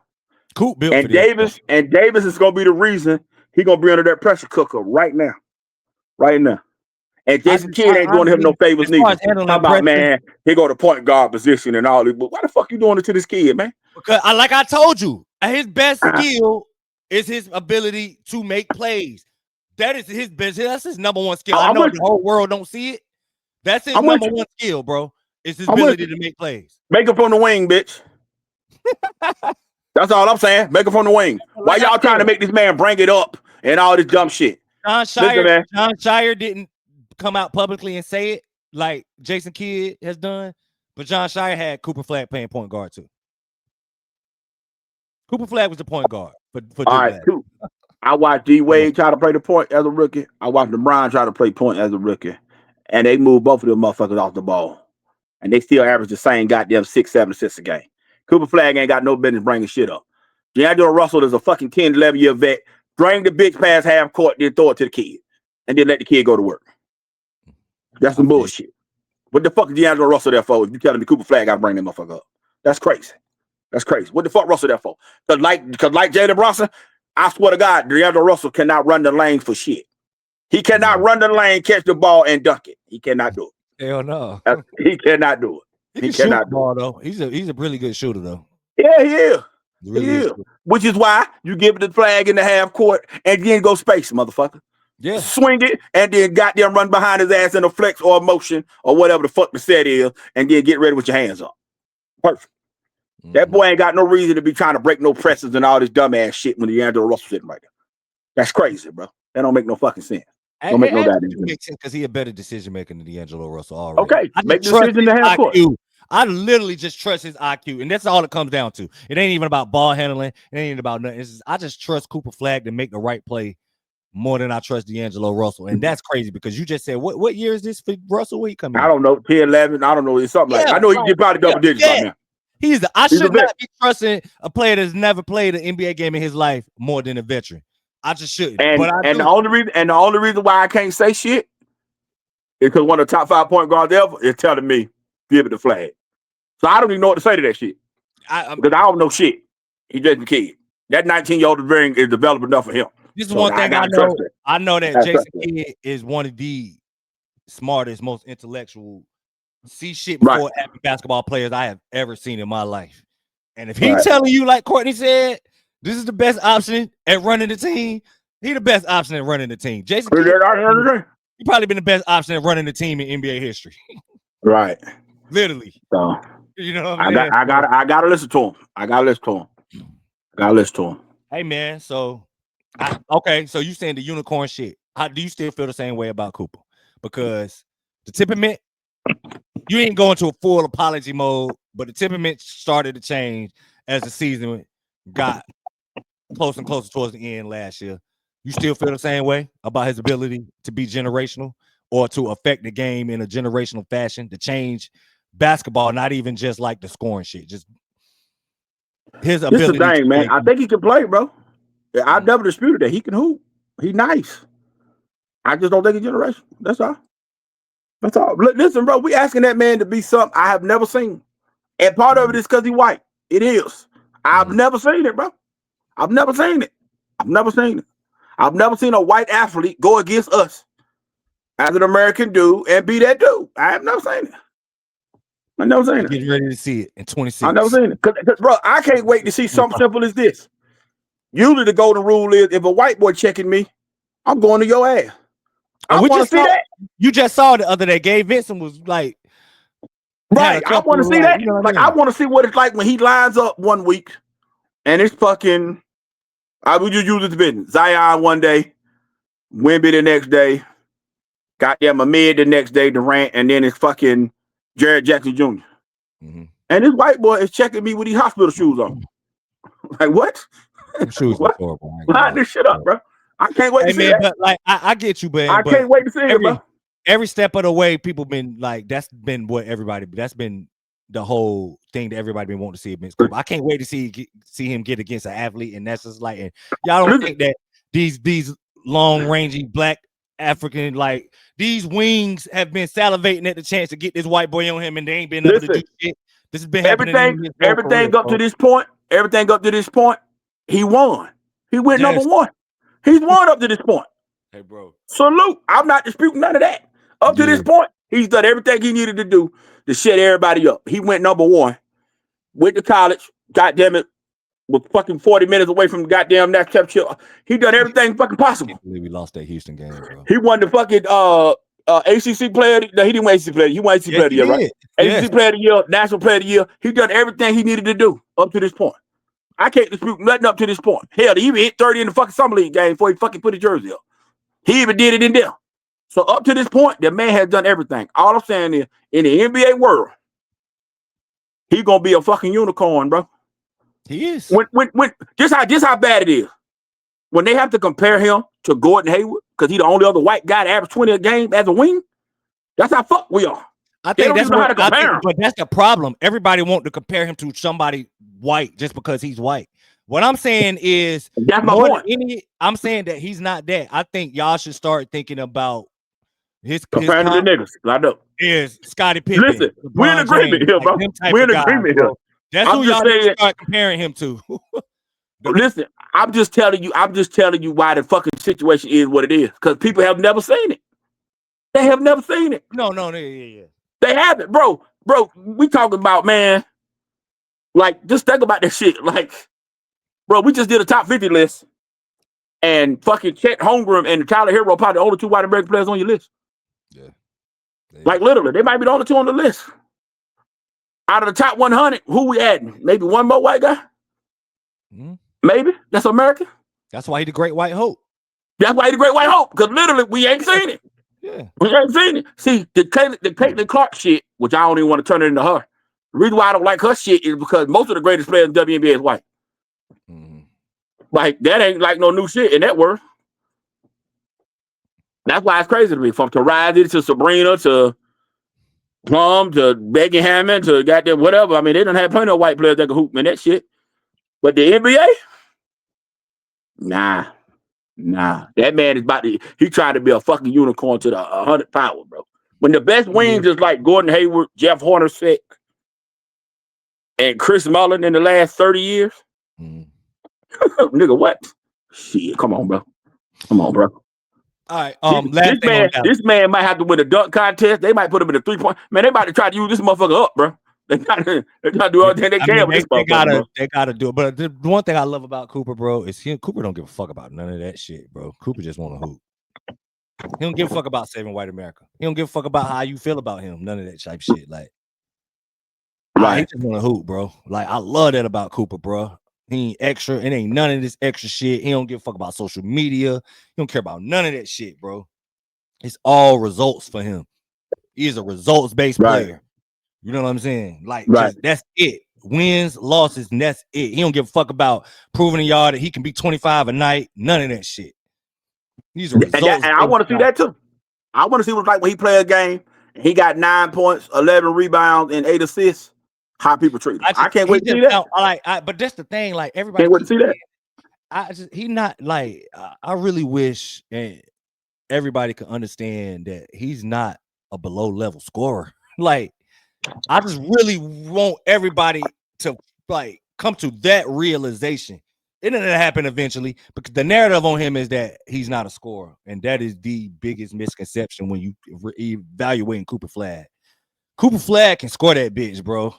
I just really wish the rest of the world would get off of that, thinking that you're gonna see them nights. You're not gonna see them nights often, Courtney. I promise you. He's too good of a scorer. Have nights that like 9, 10, like that shit don't happen to guys that can score it the way he can. It just don't. So I hope he prove me wrong, bro. I hope he does, bro. I'll prove me wrong. I just ain't never seen it, bro. Last thing on Dallas before we move on to and they might not make the play in either. So yeah, so that was your last thing. My thing is outside of Oklahoma City, and Denver, this is the favorite to win the NBA championship to me. All contingent upon Kyrie Irving. Hey, bro, coming back to put any amount of money you want, they won't win around. I'm good for who it is. This is the favorite to win the NBA outside of those two. Now, like I said, it's all contingent upon like if Kyrie Irving come back and Kyrie Irving is able to play, and he's Kyrie, which I believe he will be. This is the favorite. Now, keep in mind, I said this is the favorite behind 2 other teams in the West. It's more than likely they won't come out the West. But as far as pecking order for me, Oklahoma City, Denver. All right, let's bet this. Yeah. Let's bet this. They won't win 42 games. If they don't, you got to buy a pair of Cooper Flaggs. Man, I ain't doing all of that, man. And you don't want the regular motherfuckers. You got to buy a pair of Cooper Flaggs. You got to buy a pair of Cooper Flaggs. This is horrible. But, I mean, it is what it is, man. You know. Yeah, you got to buy a pair of Cooper Flaggs. Man, no, man, I ain't buying no goddamn because I don't really know because like you said the operative thing, like you just don't really know how it's gonna go with Anthony Davis. Anthony Davis fuck around, miss 50 games, then I can't take that shit back. You know what I mean? Right. I can't take it back. So you know what I mean? Even though I think I'm betting on him to have a healthy season, you said it. 11 of the 12 ain't been healthy, nigga. Like you know what I'm saying? Right. So right. And I don't know how many seasons he played for Russia. Yeah, I think he came in in 2012, so this would be his 13th year coming in, right? 13, 14 year. Okay. Yeah. All right. Yeah. So, all right. Yeah, we can put up that Cooper Flagg niggas on. We want to do that. Yeah, I'm with horrible. I don't know what the fuck. Like I just. Nah, we good. Hey, man, they for the hospitals. Yeah. It is what it is, man. That'll be on the next episode of Chicago Medicine or whatever that show called. Yeah. The medical facility. To the next team. Anatomy. To the next team with one of my favorite brotherhood guys while Courtney was talking that crazy shit. My dark horse outside of Cade Cunningham to win the MVP is Zion Williamson. Oh man. I've been, I done had him in the MVP hunt for the last 3 years, and it's all attention upon is he healthy enough? Because if Zion is healthy enough, Zion is unlike Cade, Zion gonna have the narrative, ain't gonna have the media machine behind him. If Zion is healthy enough, Zion is all NBA. Okay, so give me a scenario where they can win 45 games. Zion playing 75. They roster ain't really like, honestly. So you think it's that black and white? He played 70 games. No, it ain't. Because like I was about to say, I was being funny. They roster, I don't think, like realistically, I think if they win 45 games, that could be like, I wouldn't say like an excellent season, but that's a really good season for them. Yeah, that's a really good season. I'm about to bring their because you know why that would be an excellent season for them? Yeah. I'm gonna tell you why. You ready? Go ahead. What are your career playoff stats? Oh, here you go. 0, 0, 0, 0. I know. Just tell me. What's your career playoff stats? Same as Zion's. I'm just asking. I just want to bring this like shit up when it comes to Zion. You don't do this. Well, you do. Listen, I want to see if you like your brother or not. I like to see if the brotherhood people are one and the same. You know how I feel about my what are your playoff stats for your NBA career? 0, 0, 0, 0. Hold on, I'm about to share the screen. Go ahead, keep talking. Okay. What is Zion? Same as me. We got the same amount of. Okay, so y'all fucking twins in this song, bitch. Yeah. That's why 45 and 37 be a great season for this motherfucker. Because he ain't played a goddamn game at the end of April yet. That's why it'll be excellent. Very fair point, bro. It's a very fair point. I'm not gonna argue with you on that. We got to see it from him, but I like some of the pieces this team got. I like Murphy. Yeah, Murphy. So Murphy is over Jones, over you. Like that's definitive. What, Murphy? Yeah. Oh, I got Murphy in my top 50. I'm gonna go ahead and give you that now. Tell you that right now. Murphy, one of them niggas. I like. They lucky he ain't got no handles. Murphy is one of them guys too that is more. That's got to be projection more than anything because Murphy's one of them guys that you like just waiting to turn the corner. These tools are there. They lucky he ain't got no handles. I'm just here to tell you. Yeah. I'm just here to tell you. They lucky he can't dribble that motherfucker. So my thing about New Orleans for sure is just Zion, bro. I'm the last. Let me look right into the camera, man. I'm the last hope for you as far as people that has hope for you, bro. Do not let me down, bro. You got to stay on the floor. Body look good, small as he ever looked. He talking right. He done left Mariah alone. Everything seemed good on paper for New Orleans and Zion right now. You just gotta stay. Okay, what paper you looking at? How do you know what I'm saying is like him losing the weight, him like all the shit he's saying. That's what I mean. Like that's what look good. Bro, I'm with all that. I'm listening to you. Yeah, everything looks good. Him good. And Queen can't get on the floor together. Jordan Hawkins better not get on the floor. Fears can't shoot. DeJounte Murray coming off a fucking Achilles, I think, right? Me with this whole it's a lot of guys like Fears is gonna play, bro. Fears is one of them guys that can get anywhere he wants to on the floor. And yes, shooting is probably his like not his detriment, but like that's his least developed skill right now. That won't stop him from playing. You be saying that shit like he just gonna get like 0 minutes because if DeJounte Murray comes back like he's supposed to, he's getting 0 minutes. Yes, that's what I'm saying. Exactly what I'm saying. That's exactly what I'm saying. But when DeJounte Murray he tore his ACL too, right? Right, but he got hurt. I think he fell last year. That's what I'm saying. Yeah, he comes back. He'll be playing. Fears will get no minutes. And honestly, he should pay over Alvarado nowhere. To be honest.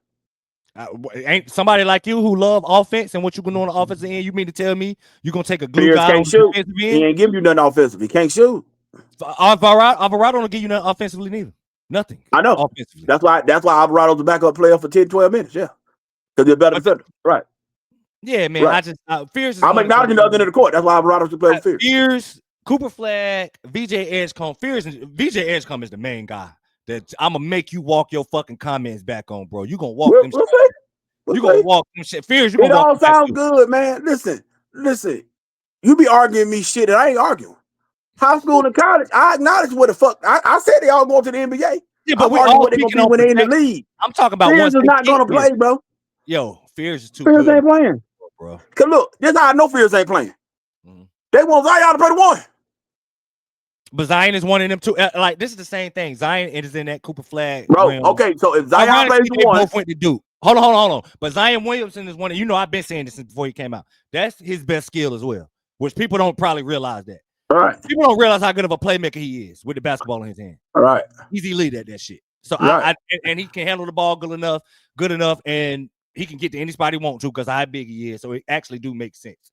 I'm in agreement with you. He averages 27 points a game when he play. We in agreement. Can Fears play off of that motherfucker and make 153s? No. Year one, probably not. But I mean, yeah. Year 2, 3, 4, 5, he can't, bro. It's a wrap. Players, bro, that's done played like and with shooting like just because you're not an elite shooter don't mean you can't make shots. Like why you there's no gray area with you. It's either you Stephen Curry or you fucking Dennis Rodman when it comes to No. This is what me and you had to this is what me and you disconnect at.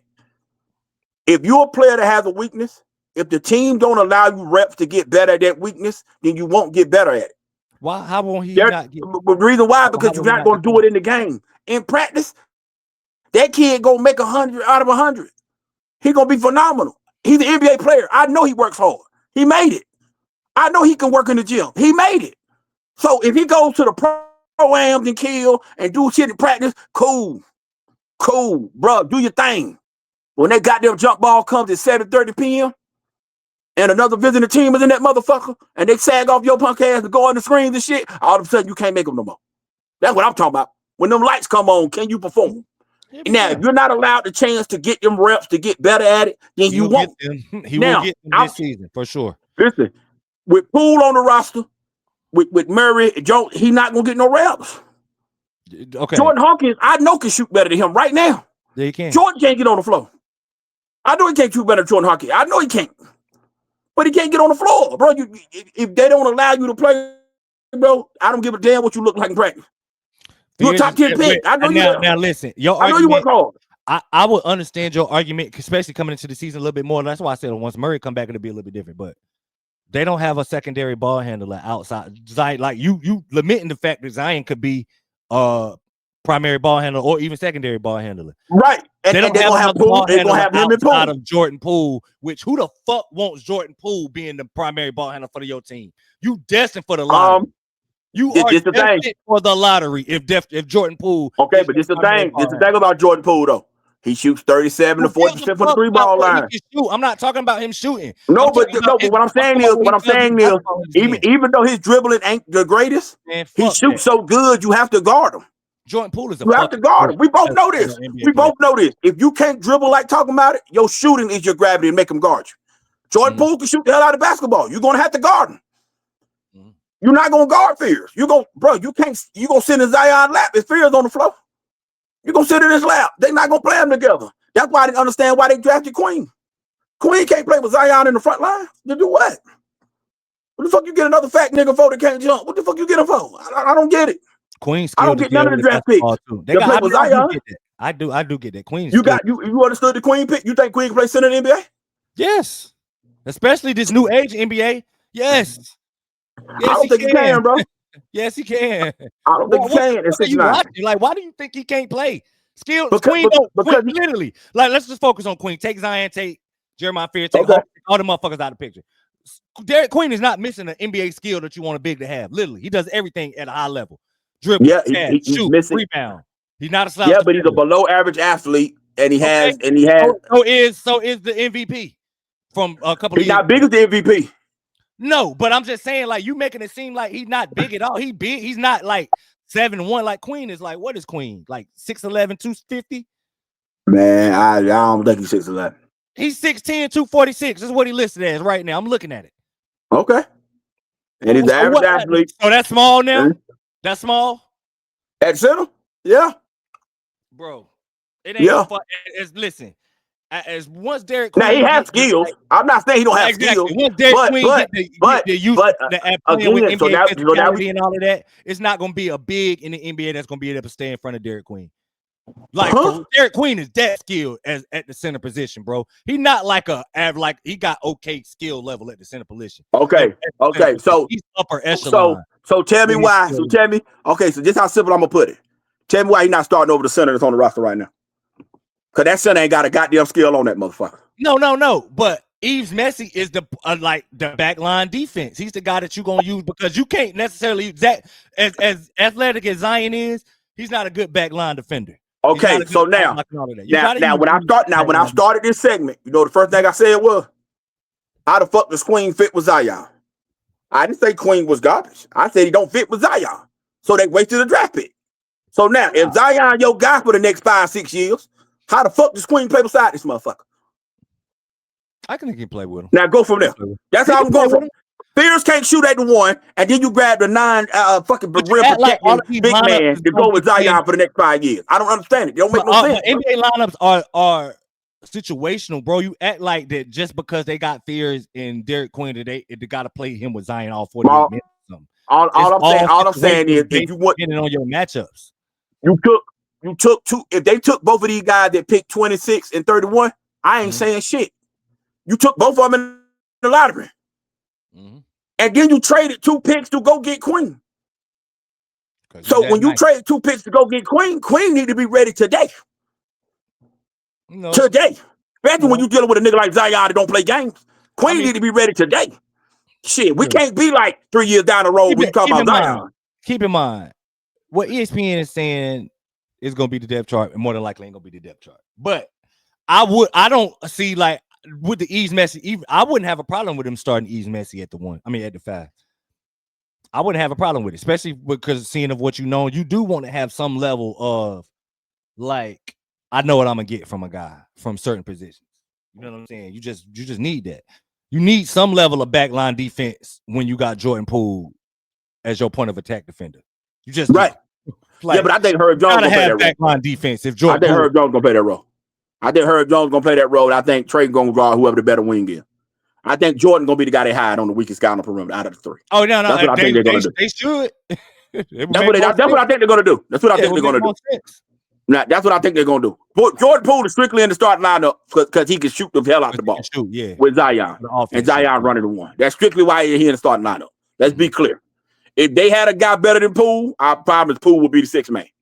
That's why DeJounte Murray is gonna be a tricky situation when he gets back because he does everything better than Poole, but the one skill you needed to play beside Zion.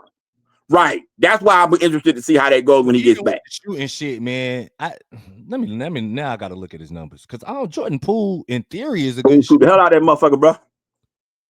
But dude, he was 43 from the field last year, 43, 37, 88 splits. But his 37 is the kind of shots he can make and attempts he can shoot.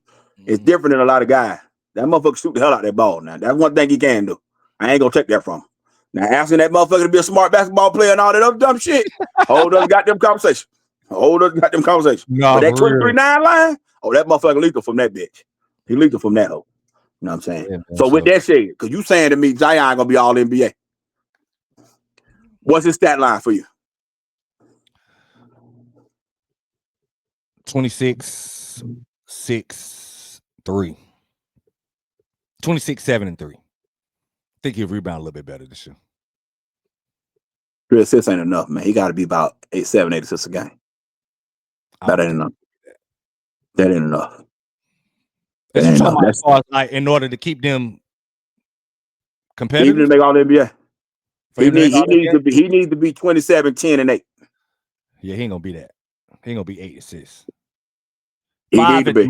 I honestly can't see him going over 5. Honestly, I was trying. Nah, if he ain't over 5, then he need to get the hell off the ball. 5, because what? He was 5 last year. That's what I'm saying. He need to get the hell off the ball. He probably could be about 6. He probably could be about 6, 7 range. 10. He needs to what be, you saying? 8? He needs to be 27, 10, and 8.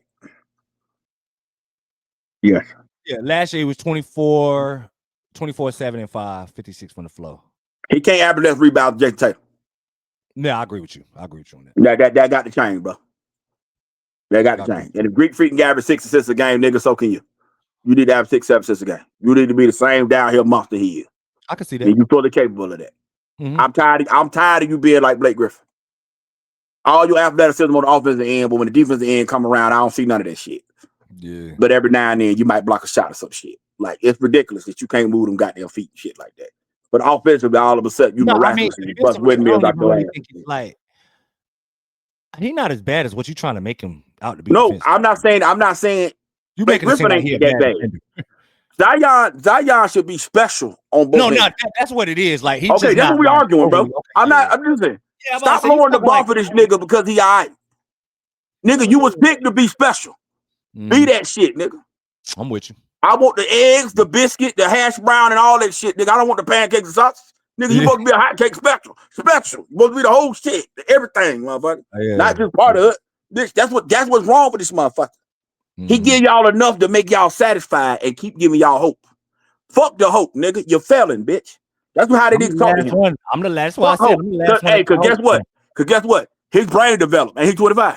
His brain is intact. No, wait is Zion? Yeah, his brain intact now. His brain intact now. I gotta look at it. Zion might be 25. Hey, he got kids now. You're a dad now. I don't give a fuck your brain work or not, bitch. Get it together, motherfucker. It's time now, bitch. It's time. It's fucking time now. Fucking time. That's what's wrong with his ass. Everybody well, he's just a kid. He's just a kid. No, the fuck he ain't. You're supposed to be generational, bitch. This is the land of the generation. All right, 25 in July. So his brain is put together.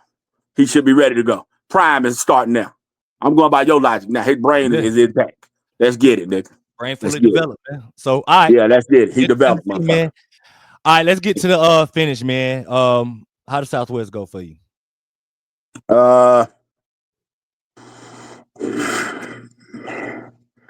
Houston won.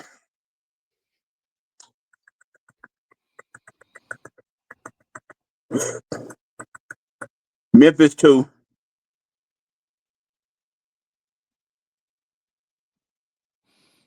Dallas 3. Okay. Pelicans 4. Spurs last.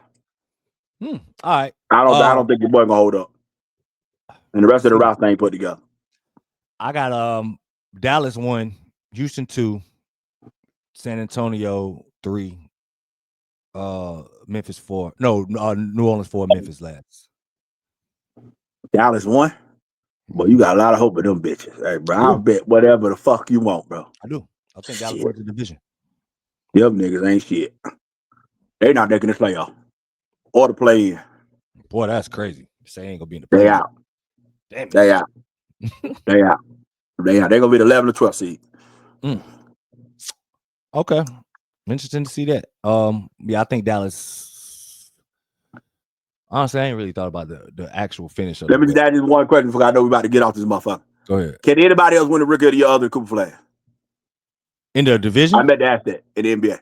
Oh, in the NBA? Oh, yeah, absolutely. Who else can win? I think because they don't got a game limit. They don't have what? They don't have the 65 game limit for Rookie of the Year. No. So in order for him to lose that shit, he got to play what? 12 games? Yeah. Who possibly can win the Rookie of the Year other than him? Ace could win it. Give me a scenario where he's like the second leading scorer on Utah behind Lauri Markkanen. Because I don't think nobody else get a first place vote. I think Cooper get it unanimous. Ace is the only guy I think that could win it just because of that. Or if the Con Knipple thing come to fruition early, like I said, and he like, but I don't. That's less likely than the Ace. Ace is the only realistically thing. Ace probably realistically is the only guy I could see doing it because of that. With any shot of winning it.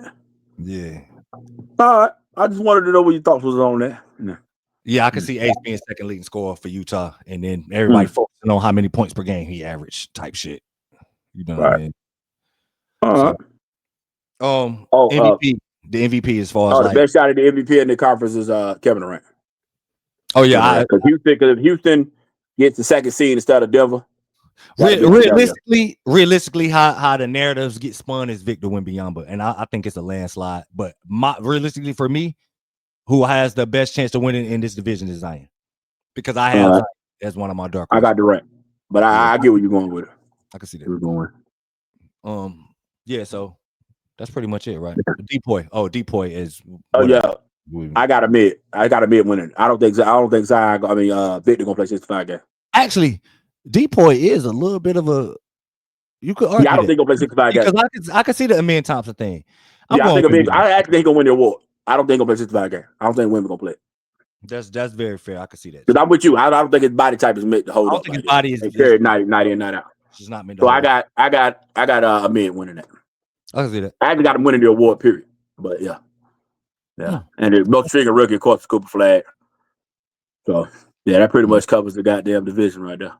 All right, man. And the only playoff lock is Houston. I think Houston. They're the only locks. And I think that's it. And again, when I say lock, I'm talking top 6 seed. Top 6, yeah. I think Houston and Dallas. Houston only lock. Yeah. But I mean, I get where you're going with that. Yeah. All right, man. So you got anything else you want to say before we get up out of here? Oh, that's it, brother. Right, I want to thank everybody for locking in. Y'all follow the podcast social media tags, Pro and Pod Talk on Twitter, which I got that as the handle, or my headline now.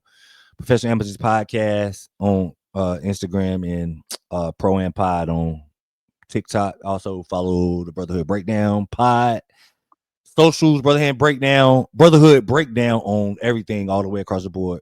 For the people that's watching or just listening on the pod feed, you can find us Professional Amateurs 919 at YouTube if you would like to see us in the flesh. Nothing else, Courtney. One more time, I'll give you a chance to, you know what I'm saying, get some bullshit off your chest before we get it. Oh, we're good. I'm good. All right, man. Thank everybody one more time for locking in. We catch y'all next time, y'all. We out. I've been ballin'. All I do is dream of rings. Teamwork make the dream work in the scheme of things. Stay tuned in, television, TV screen, take charge, I don't flop a lean. Try hard, can't stop a thing. Like Caitlin Clark might shoot from the logo. Ma, this really number photo. I fight clean, no low blow.